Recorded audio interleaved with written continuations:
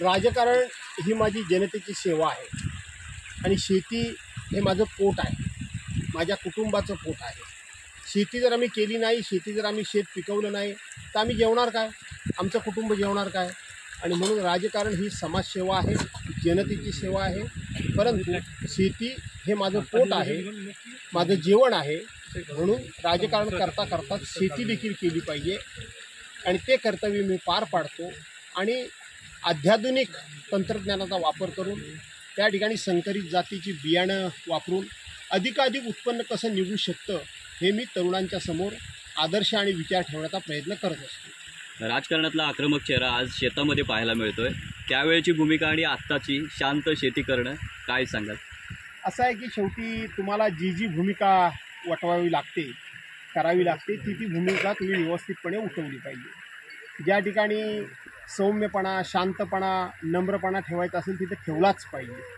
परंतु जिथे कुठे अन्याय होत असेल, जिथे कुठे चुकीची धोरणं राबवली जात असेल, कुठेतरी सरकारी पक्ष हा जाणीवपूर्वक विरोधकांना वेठीस धरत असेल, त्यांच्यावर कुठल्या ना कुठल्या तरी राजकीय हेतूपायी सूर उगवत असेल, तिथे आक्रमक झालंच पाहिजे। आपल्या मतदारसंघातल्या जनतेला न्याय मिळवून द्यायचा असेल, त्यांची विकासाची कामं जर व्हावी असं वाटत असेल तर तिथं आक्रमक व्हावंच लागतं आणि ते आक्रमक होण्याचं काम आपण करत असतो। साहेब, आजच्या तरुणांना शेतीद्वारे काय संदेश द्याल? की बाबांनो रे, सर्वांनी जवळजवळ शेती सोडली। आता तर शेती काम करण्याकरता शेतमजूरच मिळत नाही। आणि म्हणून तुम्ही इथं बघित असाल माझी मुलं, माझ्या भावांची मुलं, माझ्या बहिणींची मुलं, आमच्या लग्न करून गेलेल्या मुली किंवा नव्यानं आलेल्या सुना, ही सगळी मुलं बाळं नातवंड आम्ही शेतामध्ये आहोत। कारण सध्या सरकारी योजनेचा फायदा घेत असताना लोक आपल्या कर्तव्याला विसरलेत की काय। अल्पदरामध्ये किंवा मोफत धान्य मिळतं म्हणून लोक शेतामध्ये जात नाही, शेतमजूर मिळत नाही, आणि किंवा लोकांचा शेतीबद्दलचा बघण्याचा दृष्टिकोन काहीतरी वेगळा असेल। केवळ धान्य मोफत मिळतं म्हणून जात नाही असं नाही, आणि म्हणून शेतामध्ये लोक जात नसतील तर त्या लोकांनी शेतामध्ये गेलं पाहिजे।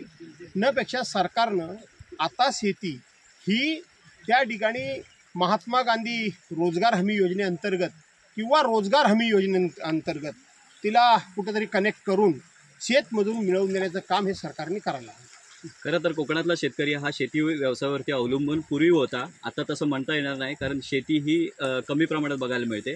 मात्र काही ठिकाणी विनाशकारी प्रकल्प येत चाललेले आहेत, शेती कमी होत चाललेली आहे, काय सांगाल? विनाशकारी प्रकल्पामुळं शेती कमी होते ही वस्तुस्थिती खरीच आहे, परंतु शेती करणारा वर्ग जो आहे तो कमी झाल्यामुळं जी संपूर्ण रानश्वापदं असतात, जंगली जनावरं वगैरे जे असतात, ते मोठ्या प्रमाणामध्ये शेतीचं नुकसान करतात। चौबाजूला शेती होती त्यावेळेला नुकसानाचं प्रमाण कमी होतं, पण ठराविक ठिकाणी जर शेती दिसली तर शेवटी हे संपूर्ण जे जंगली प्राणी असतात ते खूप मोठ्या प्रमाणामध्ये नुकसान करतात। आणि म्हणून लोकांनी जास्तीत जास्त शेती केली पाहिजे।